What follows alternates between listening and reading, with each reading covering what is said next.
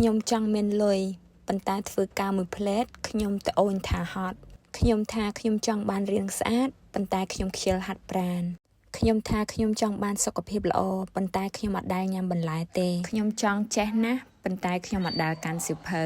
ខ្ញុំចង់ឲ្យកូនខ្ញុំឆ្លាតប៉ុន្តែខ្ញុំឲ្យកូនខ្ញុំមើល iPad រាល់ថ្ងៃខ្ញុំថាខ្ញុំដឹងគុណឪពុកម្ដាយតែខ្ញុំអត់ដែលមកសួរសុខទុក្ខឪពុកម្ដាយទេខ្ញុំប្រើរបស់ brand តែខ្ញុំជំពាក់លុយគេខ្ញុំអត់ហ៊ានធ្វើអ្វីថ្មីទេពីព្រោះបើខ្ញុំបរាជ័យខ្លាចគេថាខ្ញុំអន់ខ្ញុំថាខ្ញុំចង់មានស្នេហាប៉ុន្តែខ្ញុំសង្ងំតែក្នុងផ្ទះមិនហ៊ានចេញក្រៅខ្ញុំថាខ្ញុំស្អប់ការងាររបស់ខ្ញុំប៉ុន្តែខ្ញុំអត់ហ៊ានធ្វើអ្វីដែលថ្មីខ្ញុំសាកយូរហើយតែមិនទទួលជោគជ័យទេតែតាមពិតខ្ញុំសាកតែ5ខែខ្ញុំក៏បោះបង់ចោលខ្ញុំខ្លាចគេថាខ្ញុំបរាជ័យខ្ញុំខ្លាចគេថាខ្ញុំមិនស្អាតខ្ញុំខ្លាចគេថាខ្ញុំមិនចេះខ្ញុំខ្លាចគេថាខ្ញុំមិនពូកែខ្ញុំឃើញគេធ្វើខ្ញុំចង់ធ្វើដែរប៉ុន្តែតាមពិតខ្ញុំអត់ដែលចាប់ផ្ដើមទេខ្ញុំថាខ្ញុំអត់មានពេលទេ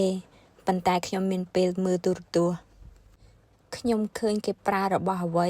ខ្ញុំចង់ប្រើរបស់នឹងដែរទាំងដែលខ្ញុំមិនទាន់មានថវិកាគ្រប់គ្រាន់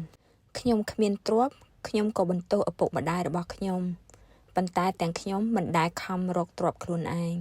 ពេលខ្ញុំមិនទទួលបានផលខ្ញុំក៏គិតថាខ្លួនឯងជាមនុស្សបរាជ័យខ្ញុំមានទ្រឹស្ដីច្រើនជាងខ្ញុំប្រព្រឹត្តខ្ញុំចូលចិត្តប្រៀបធៀបខ្លួនខ្ញុំទៅនឹងអ្នកដទៃទាំងមិនបានដឹងថាគេមានរឿងប្រវត្តិដូចម្ដេចខ្ញុំថាចាំខ្ញុំមានអ្វីគ្រប់គ្រាន់ទើបខ្ញុំចាប់ផ្ដើមប៉ុន្តែគ្រប់គ្រាន់នោះមិនដែលនឹងមកទេ